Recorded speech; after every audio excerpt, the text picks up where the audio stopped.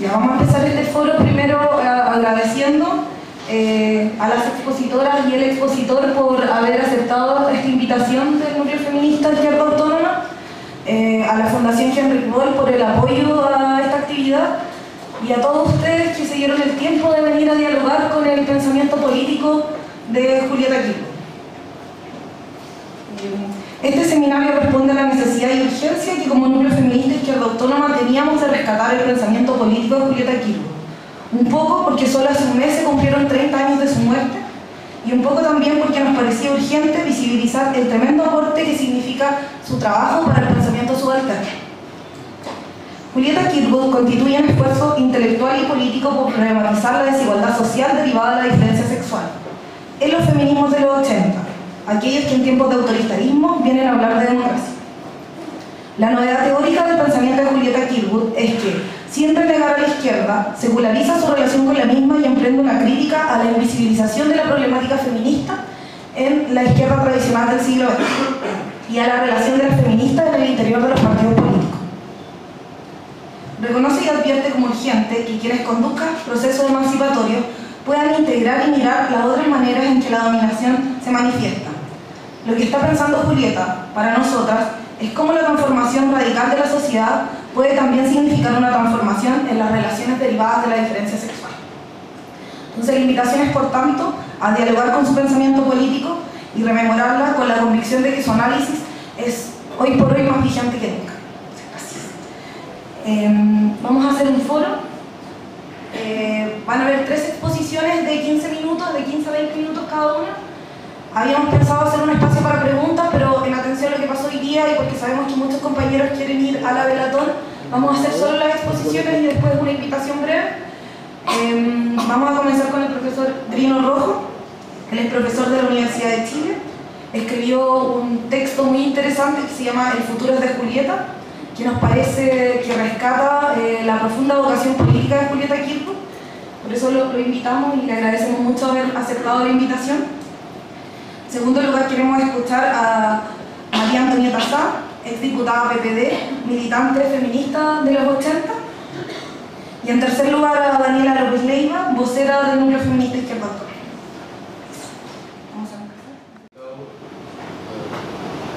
Y sobre todo, gracias por estar recordando a Julieta Kirchhoff. Yo francamente, yo soy un latinoamericanista, trabajo en el Centro Cultural Latinoamericano de la Universidad de Chile y yo francamente pienso que es la feminista latinoamericana más importante que ha aparecido en las últimas décadas y que tiene un enorme legado intelectual y que es un legado intelectual que fue producido en los 80, así es, en efecto, en el marco de la dictadura, pero que es un legado perfectamente recuperable en nuestro propio tiempo. Yo escribí en el 2011 un largo ensayo sobre Julieta Kirchhoff en este libro que se llama Clásicos Latinoamericanos para una relectura del canon. En el segundo volumen, que está dedicado al siglo XX, el último de los ensayos es sobre Kirchhoff.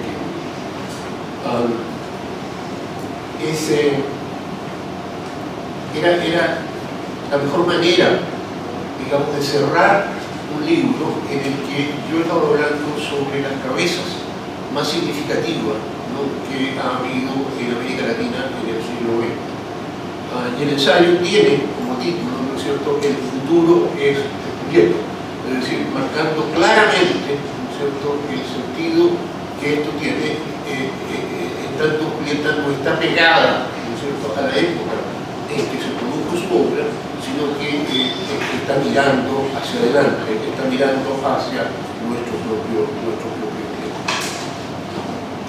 Ahora, profesor, un segundo, es que nos dice que está bajo y que no se escucha bien al fondo, entonces... ¿no se escucha bien? Ahí sí. No sé si esto es un problema de la tecnología, no es lo mío. ¿Ahí? ¿Está prendido? Sí. Tiene que ser más cerquita de la boca del micrófono. Más cerca, entonces. ¿Ahí se escucha? Sí. ¿Puedo hablar así? Está bien. Entonces, bueno, la exposición de hoy, yo la voy a iniciar recordando algo que me ocurrió hace varios años. ¿Cuántos años? Por una de las profesoras más brillantes de estudios latinoamericanos que yo he conocido, que es Françoise Perus, que trabaja para el Centro de Estudios Latinoamericanos de la UNAM, de la Universidad Nacional Autónoma de México. Y estábamos en Estados Unidos, en una mesa redonda, en la que había feministas presentes. Y Françoise dijo claramente: yo no soy feminista, dijo, yo soy socialista.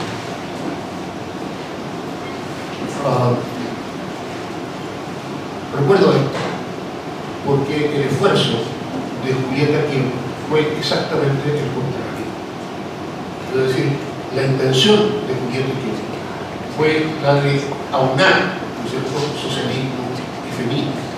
Todo su trabajo intelectual es un trabajo que está destinado justamente a eso, es decir, a ampliar, digamos, el horizonte de una comprensión socialista del mundo, ¿no es cierto?, de nuestro país en particular, de América Latina, introduciendo en esa comprensión, ¿no es cierto?, la dimensión feminista. Julieta Kirchner es una socialista feminista, y eso hay que entenderlo.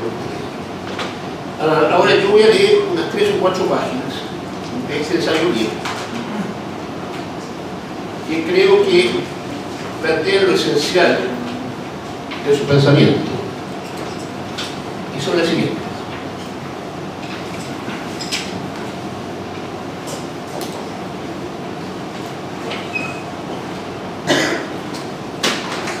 En mi exploración inicial del pensamiento de Julieta Kirchner, descubro 4 círculos concéntricos que se suceden e implican en la génesis de su pensamiento. Ellos son: 1. La coyuntura insurgente chilena de principios de los años 80. 2.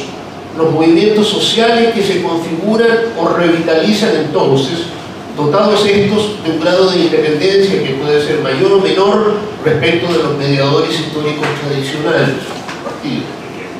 El movimiento de mujeres. 3. El movimiento de mujeres que se articula como uno más de esos movimientos, y la práctica teórica y la práctica de la propia Julieta Kirchner.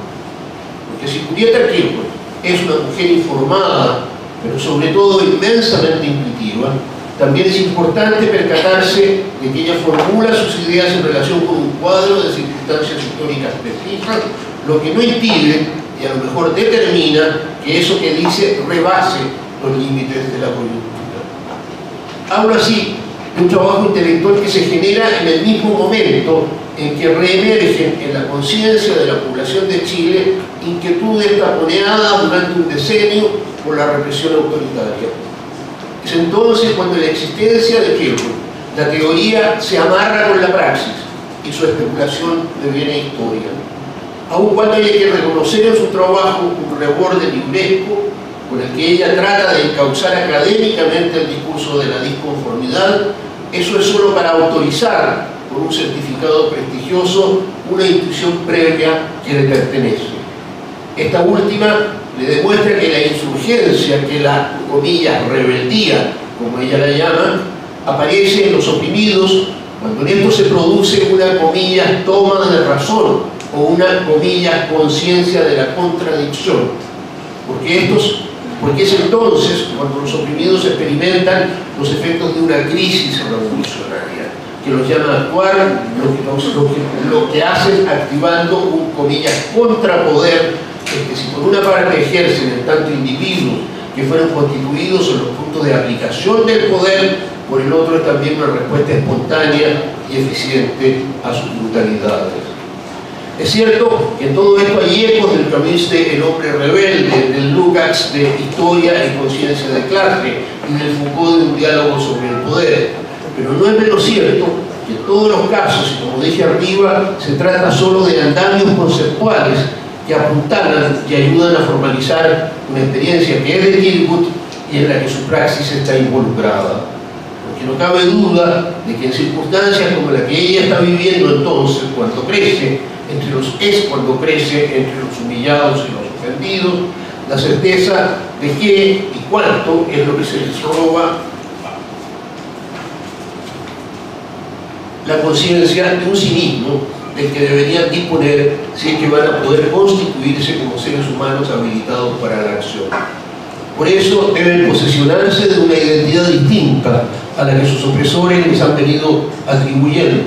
Deben pensarse y autodefinirse de nuevo y autónomamente.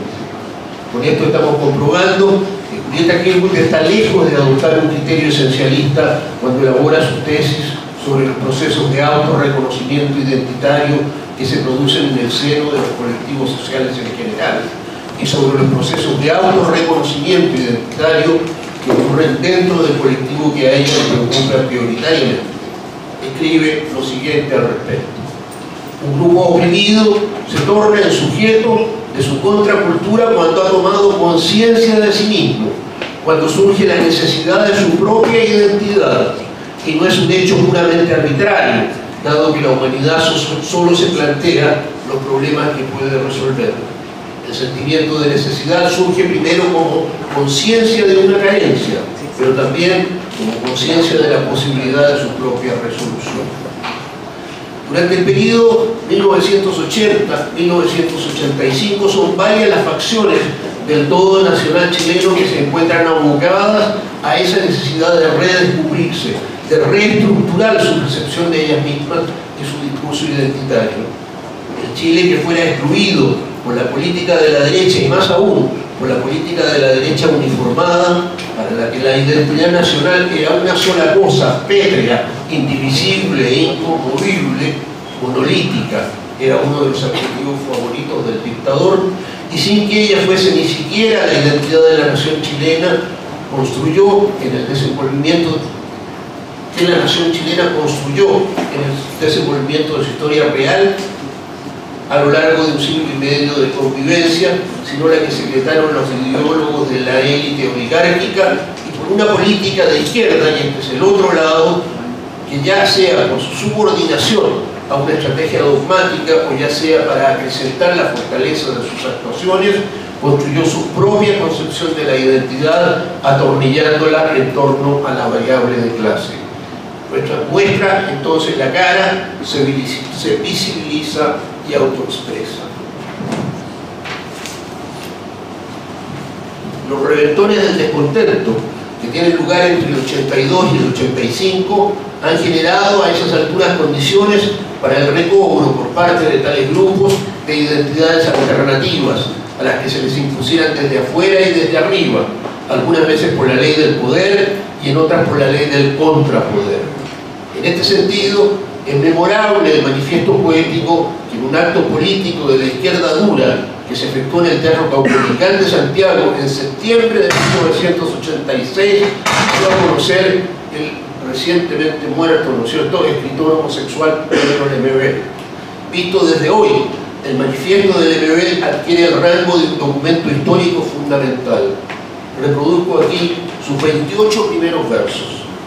Dice Lemebel: no soy Pasolini pidiendo explicaciones, no soy Ginsberg expulsado de Cuba, no soy un marica disfrazado de poeta, no necesito disfraz, aquí está mi cara, hablo por mi diferencia, defiendo lo que soy, y no soy tan raro, me apesta la injusticia, y sospecho de esa cueca democrática, pero no me hable del proletariado, porque ser pobre y maricón es peor, hay que ser ácido para soportarlo. Es darle un rodeo a los machitos de la esquina, es un padre que te odia porque al hijo se le dobla la patita. Es tener una madre de manos tajeadas por el cloro, envejecidas de limpieza, acunándose de enfermo, por malas costumbres, por mala suerte, como la dictadura, peor que la dictadura, porque la dictadura pasa y viene la democracia y detrásito el socialismo, y entonces, ¿qué harán con nosotros, compañeros? Ese es el tiempo chileno del homosexual Pedro Lemebel, y es también, como se ha visto más arriba, el tiempo chileno de la feminista Julieta Clio. Nunca sin dificultades, sobreponiéndose a reticencias que arraigaban en convicciones hondas que la habían acompañado. Es muy posible que desde su niñez Kirkwood irá vertebrando durante este periodo un pensamiento de acuerdo con el cual la identidad de género no tiene por qué replegarse y quedar postergada vis-a-vis la identidad política y de clase. Escribe, la cito: en el abanico de relaciones de dominación, la de mayor elaboración y estatus teórico es la que se ocupa de las relaciones entre clases sociales antagónicas. Sin embargo, la sola teorización sobre este conflicto o antinomia no expresa ni resuelve la total complejidad de las formas de dominación, ni todas las contradicciones que en ellas se originan. Por el contrario, en la medida en que el conflicto de clases se transforma en el eje de la teorización y la práctica política de la totalidad de los sectores protestatarios, debe necesariamente asumir con similar urgencia los problemas que implican otras contradicciones sociales emergentes. De no hacerlo así, no resultará idóneo para conducir el proceso general de liberación social y se resolverá probablemente en nuevas formas de dominación y en nuevas rigideces. Aunque en las décadas del 50, 60 y hasta principios de la del 70, los habitantes del país chileno nos democratizábamos económica y políticamente, continuábamos siendo excluyentes, porque aún en el extremo del querer ser más, esa misma marejada democratizadora iba a tratar de transformarse en una revolución socialista, pero no en una revolución radicalmente inclusiva. La cultura popular era descalificada. Se decía que había que llevar cultura al pueblo, como si el pueblo careciera de una cultura propia, habida cuenta de que carecía también de una identidad propia. Y por último, seguían en su sitio, arrogante e incólumes, la discriminación y la opresión de la mujer, colaboradora, las mujeres en un proceso democratizante que, aunque las abarcara en su papel de emisora de votos, y eso solo desde fines de los 40, no las incluyó en su condición de mujeres y que ignoró, por lo tanto, en este aspecto concreto, las demandas del sector. Lo voy a dejar aquí.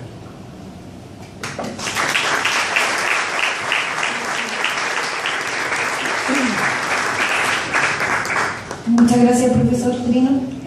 Nos quedamos con el reconocimiento que se hace al esfuerzo de Julieta Kirkwood por ampliar la comprensión socialista del mundo. Es un esfuerzo interesante y que está muy vigente. Ahora les vamos a dejar con María Antonieta Sá, feminista, como ya les decíamos, de los años 80, exdiputada PPD.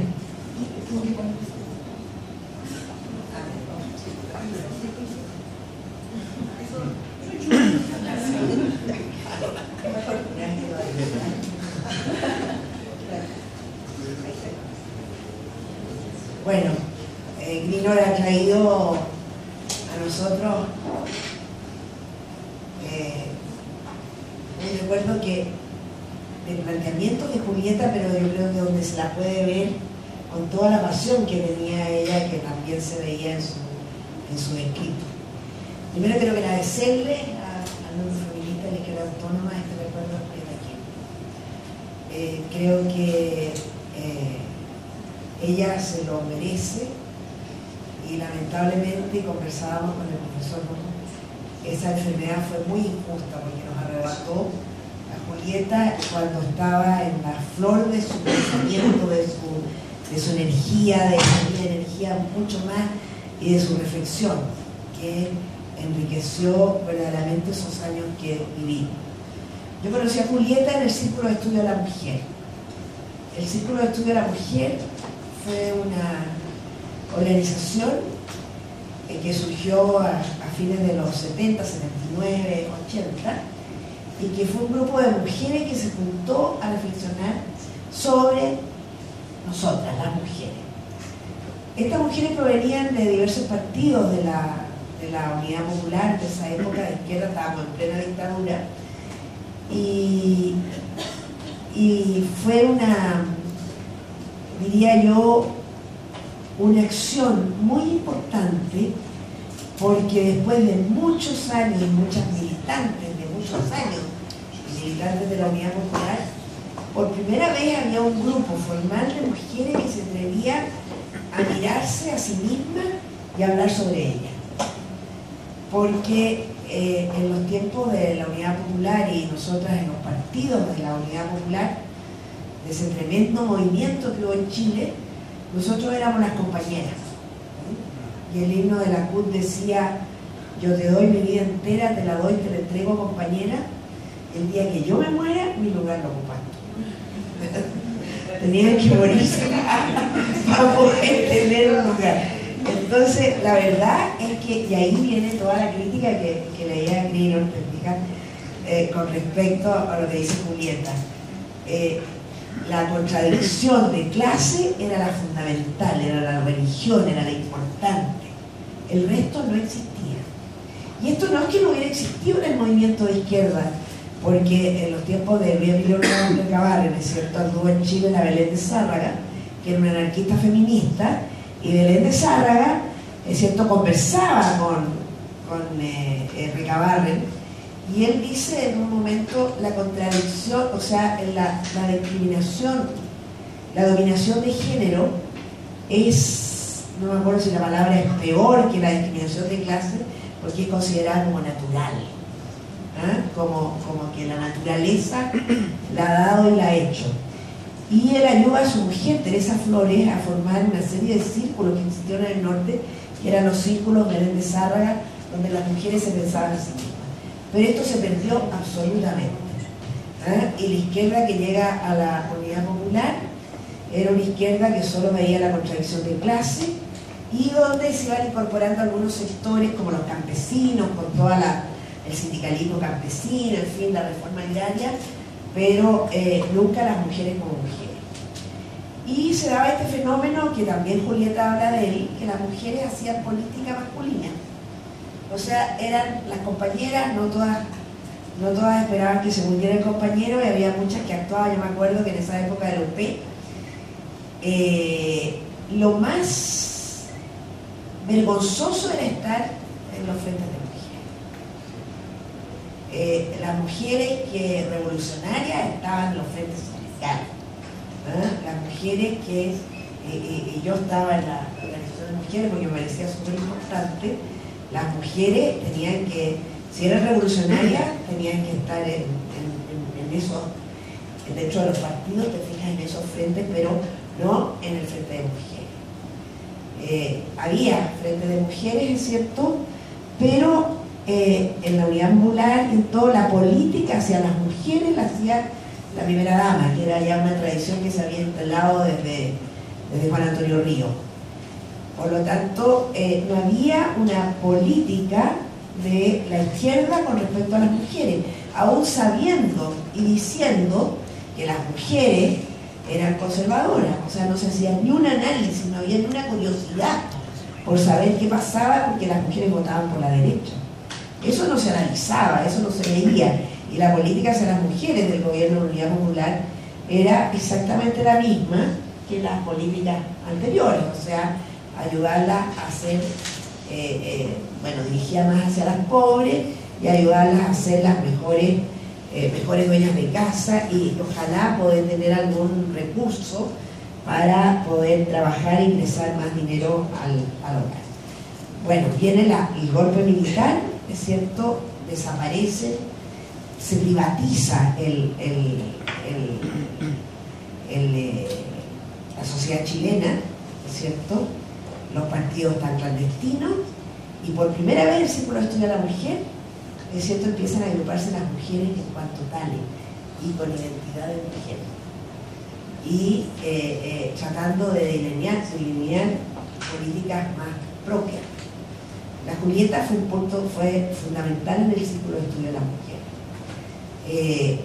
Este círculo empezó a verse y a buscarse en la historia de las mujeres, y ahí se nos encontramos con la historia de las sufragistas, con Elena Cafarena, que aún vivía, con Olga Poblete, cierto que habían sido las sufragistas y las que habían estado en el movimiento de emancipación de las mujeres y por el derecho a voto.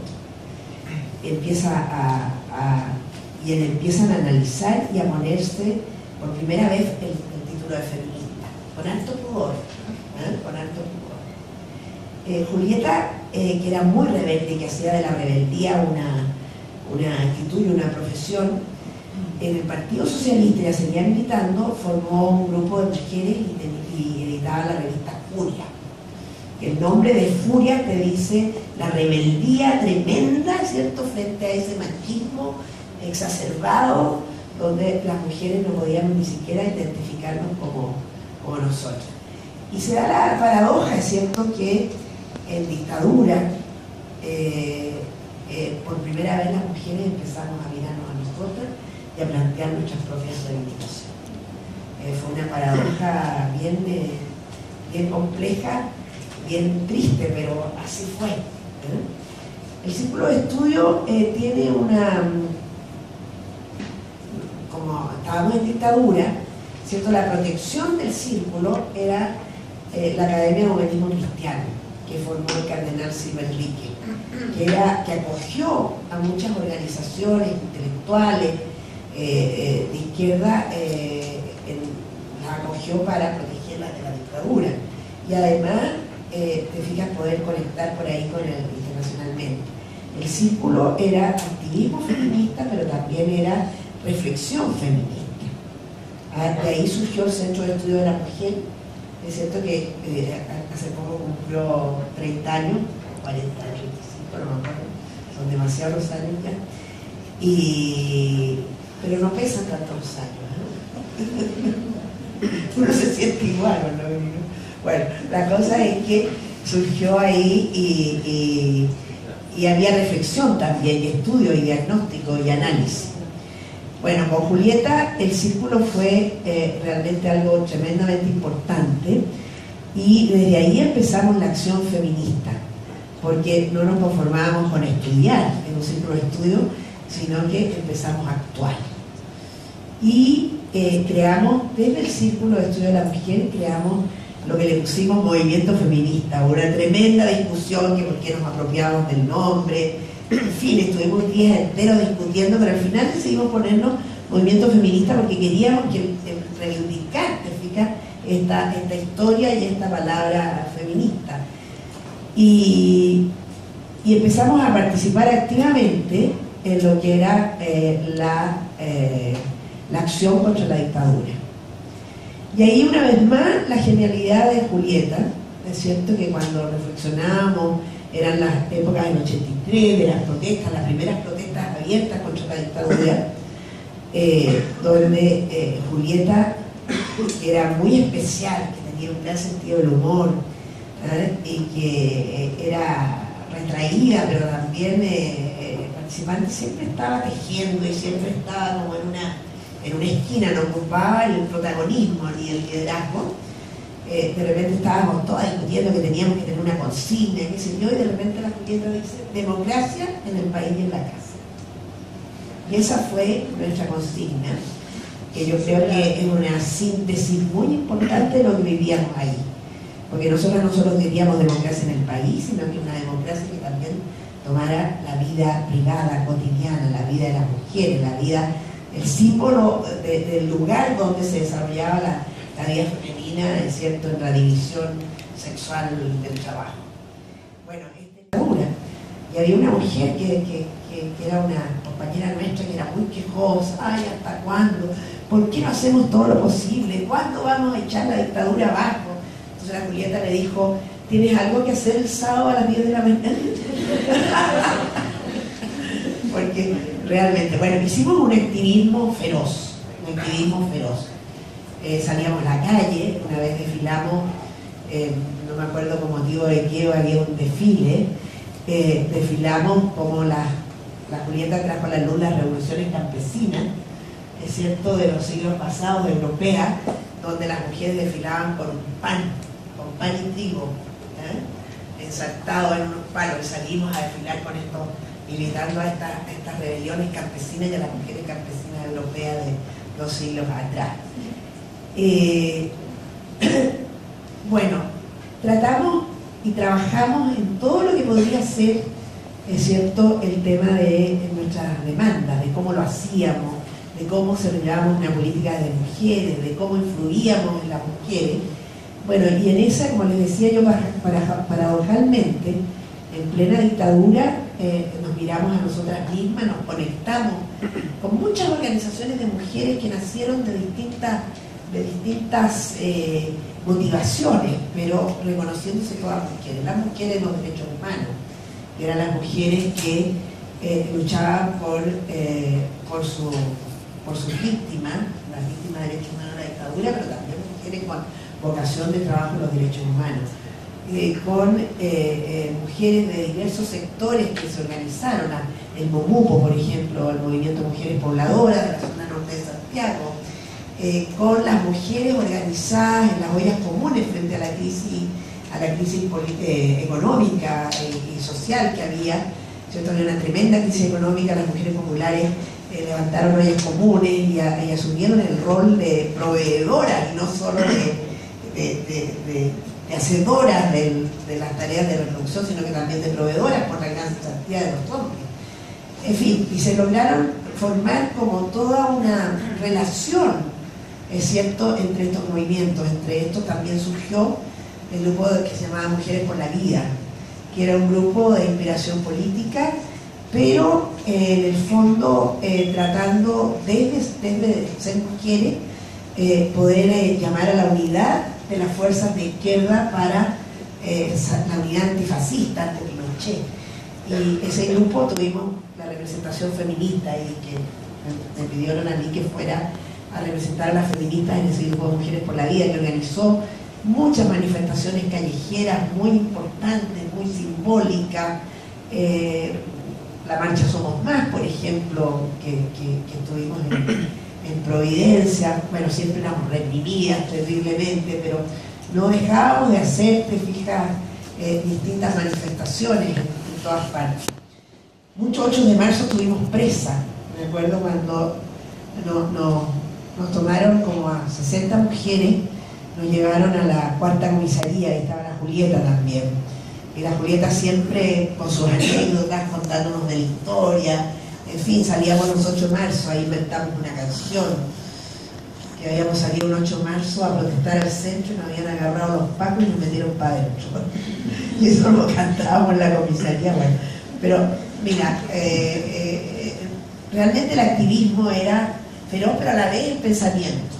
Y fuimos desarrollando, es cierto, toda una agenda de derechos de mujeres y antidiscriminación que después dio fruto. Para nosotros la pérdida de la Julieta fue realmente algo tremendo. Julieta tenía un cáncer a las mamas que estaba en esos años que yo la conocí, estaba latente, pero estaba bajo, pero se desató una metástasis, en fin, y realmente fue una tremenda conmoción la muerte de Julieta. Para nosotras fue realmente porque cuando surgen movimientos tan significativos y tan ligados, la política tan ligada a la vida y a la experiencia personal como es el tema de la política feminista, me imagino para un obrero, me fijas, a lo mejor la lucha de clases tiene ese mismo significado que tuvo y que tenía para nosotros el hecho de ser mujeres, reivindicar por nuestras propias demandas y discriminaciones. Era un grupo más o menos grande, digamos, pero muy vivencial y muy ese despertar de los movimientos sociales que una vez leía un italiano, yo Albero parece que se llama, que hablaba del enamoramiento, del estado de gracia. Así vivíamos, como en un estado de gracia, ¿no? Porque era descubrir que lo que te pasaba a ti le pasaba a la otra, y que no eran problemas de una, sino que eran problemas de todas, y eran problemas de la sociedad, en fin. Y ahí la Julieta, te fijas, haciendo la teoría y explicándolo y llevando a lo político esa experiencia tan personal de cada una de nosotras las mujeres. fue una pérdida tremenda la muerte de la Julieta, pero el legado de Julieta yo creo que fue muy importante. Todo lo que hicimos en esa época dio por resultado, y yo creo, yo no soy socióloga, pero yo siempre digo que en esa época nosotras las mujeres, en los años 80, pasamos a ser sujetas sociales y sujetas políticas, que no lo habíamos sido nunca. Porque en Chile, es cierto, a las mujeres se las veía como un sector de la sociedad y, como dice ella, solo en la reacción, te fijas, al no verse como mujeres y al verse solo el rol, es cierto, las mujeres eran un sector muy reaccionario y eran utilizadas muy por los reaccionarios, te fijas, en su papel de madre, de esposa, en fin. Nunca logramos. La política de la izquierda servían para eso.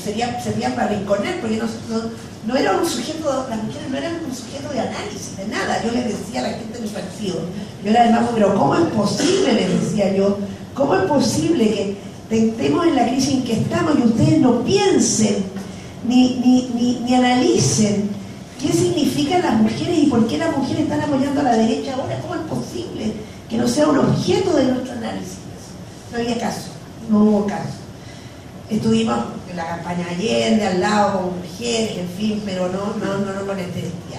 Pero antes de terminar, porque me ha alargado mucho, lo que le quiero decir que el legado de la Julieta, de la acción de la Julieta, que fue ese punto tan importante, porque fue en la acción y en la reflexión lo importante, fue que logramos, y por las condiciones históricas que se dieron, lo que le estaba diciendo, que logramos ser sujetas sociales, las mujeres.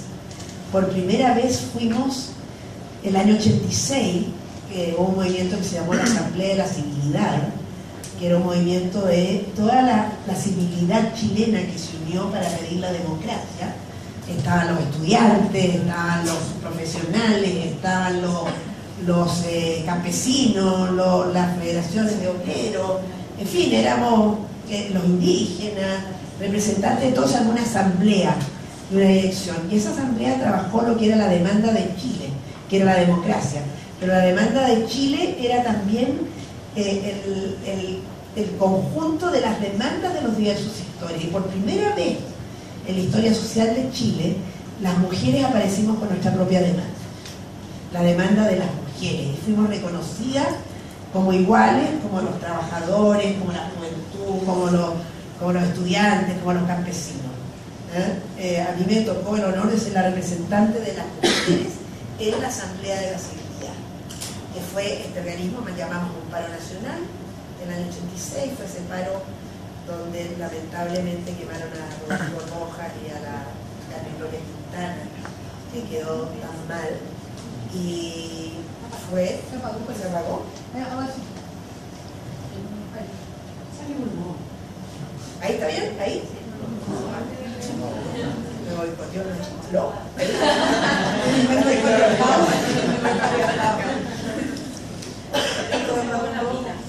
No sé, claro que si no pueden hablar acá, pero si estaba sacando la voz. ¿Alcanzan a escuchar así? Sí. Yo me voy a resfriar, sí, pero... Oye, entonces lo que yo... Fuimos sujetas sociales. Dentro de esa demanda de Chile, estuvimos las demandas de las mujeres por primera vez. Y, si quieren, me siento allá. ¿Te puedo acercar esto? Ahí. Entonces fue muy, muy interesante. Yo creo que eso es producto de lo que hicimos y del aporte tremendo de la Julieta Kilburg en nuestro trabajo. Y también llegamos a ser sujetas políticas.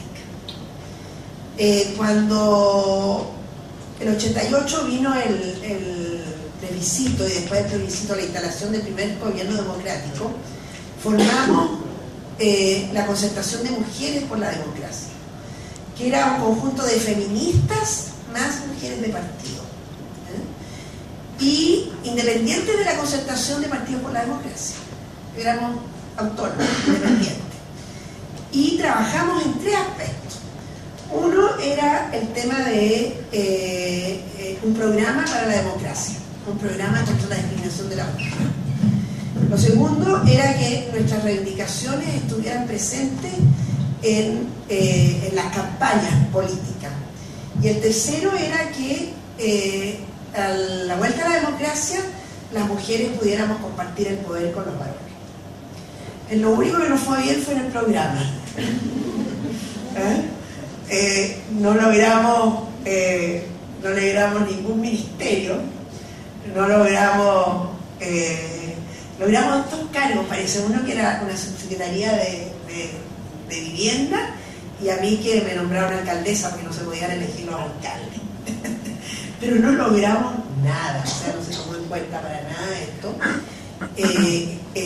Y sí hicimos el programa, más de 500 mujeres trabajaron en el programa, donde había habido un documento anterior que decíamos demandas de las mujeres a la democracia.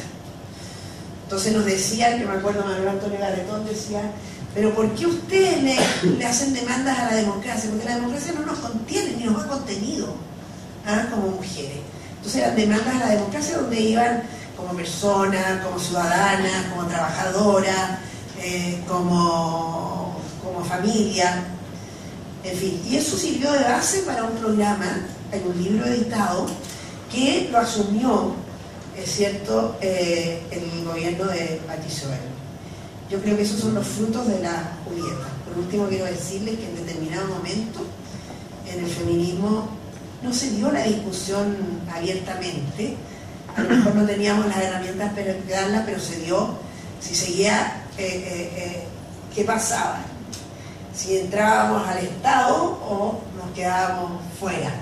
Y hubo un sector que dijimos, y en ello la Julieta, yo había renunciado a mi partido, que era el MAPO, para estar en el movimiento de mujeres, y la Julieta me convenció que ingresara al Partido Socialista. Ella era de los suizos, que era una fracción socialista que había, y me convenció porque, ya lo decía Nino, porque en este país los partidos políticos han mediatizado siempre, todo el movimiento social lo han mediatizado, lo mediatizaban en toda la historia de Chile, es cierto, eran los partidos políticos los que transmitían lo del movimiento social. Y si no estábamos ahí dentro, era muy difícil que pudiésemos avanzar. Hemos avanzado, no hemos cambiado el mundo, el feminismo todavía, su capacidad revolucionaria tiene que expresarse para que se exprese en la conformación de una nueva sociedad distinta, pero hemos avanzado en algunas de las reivindicaciones de las mujeres, no todas las que hemos querido, y siento que ha habido todavía hay un fracaso en que las estructuras políticas, los partidos políticos progresistas, de izquierda o como se llamen, asuman de verdad por lo que significa para la democracia, es cierto, el avanzar en contra de la subordinación de la mujer. Todavía no hay una comprensión, diría yo, del enorme potencial democrático que tiene el cambio de vida y el reconocimiento de los derechos de las mujeres y la igualdad en el sentido más amplio, no en el sentido de ser iguales o incorporar nuestras cosas a una sociedad que no nos escucha, sino que incorporar lo nuestro para transformar la realidad y transformar la sociedad, en que haya un nuevo contrato entre hombres y mujeres, en que la disolución de esta tremenda división del trabajo y culturalmente signifique nuevos hombres, nuevas mujeres, nuevas familias, nueva sociedad.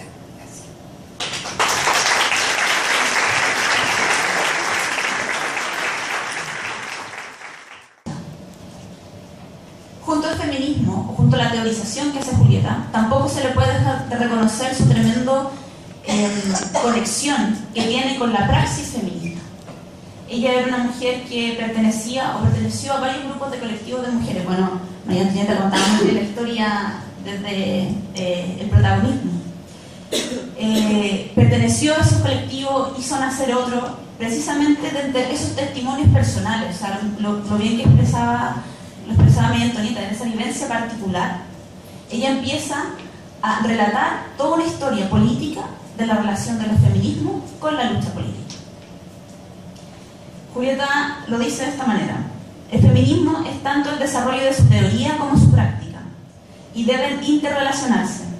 Es imposible concebir un cuerpo de conocimientos que sea exactamente no práctico. Con estos tres pilares, mayormente teóricos, de Julieta, queremos entrar directamente a lo que tiene que hacer su trabajo respecto a la historia del feminismo. Y acá también hacer una prevención con anterioridad. No es que exista un feminismo, hay muchos feminismos. Es parte de la heterogeneidad precisamente de esta lucha, la que refleja que no hay una mujer, muchas mujeres. No hay un sujeto subalterno. En base a ello, Julieta se sitúa desde un feminismo que va a la disputa del poder, no rehuye la disputa política. Este cuarto punto lo hemos llamado historia para sí. Julieta, en su trabajo, una de sus virtudes principales, propone precisamente reconstruir la historia de las mujeres, la historia de las mujeres y su lucha, su rebeldía, como bien lo señalaba el profesor. Una historia que ya parte señalando una historia desconocida, una historia hecha invisible, una historia incluso que sus mismas protagonistas no la asumen. Precisamente Julieta se encarga de narrar una historia para sí, para esas mujeres. ¿Y eso qué significa? Que es lo que ella denomina el llegar a ser sí mismas, el reconocerse, el que sea más allá de historias particulares o de historias excepcionales de ciertas mujeres. Es lo que ella denomina la historia propia de la opresión y contestación de todo el colectivo de mujeres. La mayoría de sus trabajos se basan en eso, en un análisis histórico del feminismo, enfrentando la invisibilización por ella con su afán de recuperación de la historia de las mujeres, su lucha y la opresión. Y parte por ello develando esta historia silenciada. Hay una de sus frases que dice: el feminismo es una historia de profunda rebeldía, en silencio, pero de profunda rebeldía. En la mayoría, en eso Julieta supone también, y lo suponemos nosotros, aquí continuando con la historia, que la historia precisamente la narran quienes pueden narrarla. Es decir, las mujeres y los subalternos o los oprimidos no la narran, porque es esta invisible, como es invisible toda la historia de los oprimidos. Por tanto, ella insta a develar precisamente el sesgo masculino que tiene la historia y a recuperar la historia de las mujeres. Julieta no se plantea esta tremenda hazaña solamente con fines exclusivamente academicistas, sino que tiene una intención profundamente política. Y esa intención es que cuando las mujeres ingresen a la disputa política, se reconozcan como tales, no sean negadas por la política. Lo que ella denomina que no existe una reafirmación de la no identidad, que es una de las preocupaciones más grandes de Julieta en cada uno de sus trabajos, y que nos da el paso a la siguiente idea, que ella denomina una no identidad femenina. Una de las principales preocupaciones que entrega Julieta en sus trabajos tiene que ver con ese abandono que se expresa de la opresión de las mujeres en las generaciones posteriores a la obtención de la ciudadanía política en 1949. Julieta Kirchner ahí se pregunta: ¿dónde quedó toda esa movilización social? ¿Dónde quedó toda esa rebeldía feminista? A la vez también se pregunta el porqué de lo que ella denomina en su historiografía como el silencio feminista. El movimiento de mujeres se va debilitando y las mujeres interesadas en política se van integrando a los grandes proyectos políticos del siglo XX, y con eso a su vez van subordinando su identidad femenina, y la van subordinando precisamente a lo que acá bien se expresaba, que es a la resolución de las relaciones del conflicto de clases como conflicto fundamental, esperándose que una vez resuelto el conflicto de clases se resolviera la dominación de género. En ese punto las propias mujeres dejan de verse a sí mismas como objeto de opresión, y en eso dejan de reivindicarse como sujeto político, aceptando una idea, para bien o para mal, culturalmente predominante, de que la cuestión femenina, la cuestión de género, la opresión de la mujer era una contradicción secundaria. En eso avanzando la historia, como bien nos contaba María Antonieta, y estábamos en un contexto de dictadura. Y después de ese silencio feminista, donde las mujeres dejaron de ser protagonistas, o sea, el movimiento dejó de ser protagonista en un tiempo bastante importante, el feminismo vuelve a tomar protagonismo de una manera muy trascendental en la lucha contra la dictadura. Y es lo que bien se ha expresado acá, lo que denominamos democracia en el país y en la casa. El feminismo contra la negación del autoritarismo. Los movimientos en América Latina tuvieron una importancia radical en la lucha en contra de la dictadura, en contra de los gobiernos autoritarios. Frente a ello, el feminismo lo que hace precisamente es profundizar y teorizar acerca del concepto de democracia. Y el cuestionamiento de la democracia nace de sus propias historias, de su propia presión, constituyéndose entonces como uno de los movimientos sociales más vivos de oposición en contra de la dictadura.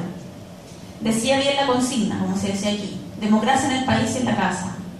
Una consigna de Acuña Julieta Kirkwood que después se toma toda la región y después avanza a nivel mundial.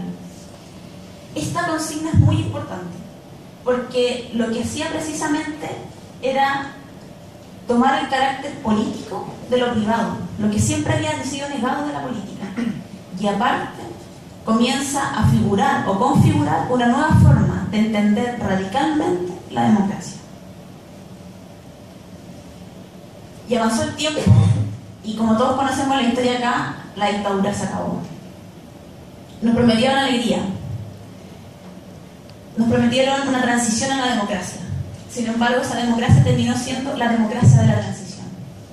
Y ahí nos preguntamos, ¿qué pasó entonces con la democracia en el país y en la casa? ¿Se avanzaron? Sí. Hubo avance, en la medida de lo posible. Hubo avance. Se visibilizaron, por ejemplo, la violencia doméstica de la mujer. Pero sin embargo, esa democracia de lo privado, donde se iba a expandir o iba a visibilizar esas relaciones de poder, sigue en transición. Para ir terminando, me quedan dos ideas que queríamos compartir con ustedes que eran muy importantes dentro del pensamiento Julieta, pero que también son más conflictivas. De hecho, el profesor Lino lo expresaba muy bien cuando leía la línea acerca de la relación de Julieta, siendo una mujer de izquierda, con la propia izquierda. Este punto es la relación con la izquierda y los sectores progresistas.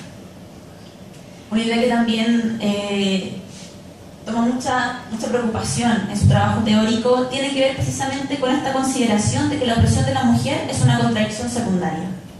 Y precisamente no es una consideración que venga de la derecha, sino que viene de la misma izquierda. Y Julieta es a la izquierda a la que le habla.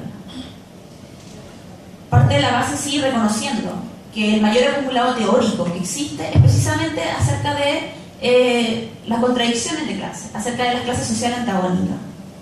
No obstante a ello, y acá ya lo dijo el profesor, pero creo que vale la pena retomarlo porque uno de la elaboración más potente que tiene Julieta al hacer interactuar la liberación de clase con la liberación de género o la dominación sexual, es que lo señala de esta manera: la teorización sobre este conflicto antinomia no expresa ni resuelve la total complejidad de las formas de dominación y discriminación, ni todas las contradicciones que en ellas se originan. Por el contrario, en la medida en que el conflicto de clases se transforma en el eje de la teorización y la práctica política de la totalidad de los sectores protestatarios, debe necesariamente asumir con similar urgencia los problemas que implican las otras contradicciones sociales emergentes. De no hacerlo así, no resultará idóneo para conducir el proceso general de la liberación social y se resolverá probablemente en nuevas formas de dominación y en nuevas rigideces. Esto es lo que, como ya se señalaba, lo que ella denomina la responsabilidad política del proyecto popular alternativo. Y devela lo que a María Antonieta tanto peleaba a la interna de su organización, en el sentido de que esa condición, o sea, no considerar la problemática femenina, devenía indudablemente en reacción. Y el claro ejemplo que da es la cacerola vacía, acerca de las mujeres que estaban en la oposición al UP. Es súper importante, hay que verlo mucho más allá de una anécdota, porque, ojo, combate precisamente ese esencialismo en el análisis de la izquierda frente al conservadurismo de las mujeres del siglo XX. Entender la opresión de la mujer como contradicción secundaria nos involucra inevitablemente en tener que esperar que se resuelva la contradicción primaria, y de ahí recién llegar a hablar acerca de otras dominaciones, otras relaciones de dominación que aparentemente no son importantes. En palabras de Julieta lo expresa así: la ortodoxia de izquierda difiere precisar o teorizar en el presente sobre las conductas políticas actuales y específicas de las mujeres, trasladando el planteo y la resolución del problema al futuro, subordinándola a la resolución revolucionaria global. Para la autora, evidentemente, el contexto político, social, determinó mucho el hecho de que se subordinara las relaciones de la diferencia sexual a la primacía de la lucha de clase. Las mujeres, antes de afirmar sus derechos, y se daba el ejemplo en la canción y todo, antes de afirmar sus derechos debían asumir un rol en la liberación global, y su rol era ser la compañera del trabajador, la compañera del obrero. Sin tener resuelto esto, la izquierda ha pretendido y sigue pretendiendo incorporar a las mujeres, incorporar al feminismo a sus problemas políticos, pero prescindiendo absolutamente de la elaboración teórica del feminismo. Entonces la Greta se pregunta y dice, bueno, ¿y qué nuevo entonces le trae la izquierda a la mujer? Y lo pone en este sentido, donde se les ofrece subvertir el orden del capital y el trabajo. Ella se sabe no trabajadora por estar instituida en lo privado, aborrece de lo público. Como núcleo feminista creemos que una de las formas de poder ir superando este tipo de modelo de opresión se hace necesario primeramente poder conceptualizar una nueva forma no sexista de entender la política, donde englobe y preste atención precisamente al ámbito privado, al ámbito de lo cotidiano, de lo que vivimos día a día y también en reproducciones de relaciones de poder. Y por último, hemos querido terminar con uno de sus postulados más ambiciosos, pero que revela su profundo compromiso con la transformación social y con los actores subalternos. El feminismo es revolucionario. Y Julieta aquí nos dice, el feminismo es revolucionario en un doble sentido. Con la elaboración del concepto patriarcado trasciende el planteo de la diferenciación impugna entre clases sociales como única raíz y origen de las relaciones sociales de opresión entre los humanos, apuntando a la existencia de la opresión sexual, al dominio y a la opresión cultural y material concretos de un sexo sobre otro. De este modo, el feminismo enriquece y contribuye a quitar el carácter restrictivo al concepto de liberación social y política, haciéndolo extensivo a las mujeres como grupo específico. Y al considerar a la mujer como unidad, producto de innumerables estructuras productivas, reproductivas y políticas, se revertirá el análisis de lo netamente femenino, planteándose como una problemática que engloba la totalidad de la vida cotidiana. En esto, como núcleo, entendemos que las promesas de libertad e igualdad ya no caben solo para algunos. La transformación social requiere necesariamente de una democracia y de una emancipación que vaya precisamente a esos lugares en que han sido negados históricamente. Reitero las gracias a nombre del núcleo de su asistencia a 30 años de su muerte, Julieta Quirón. Muchas gracias.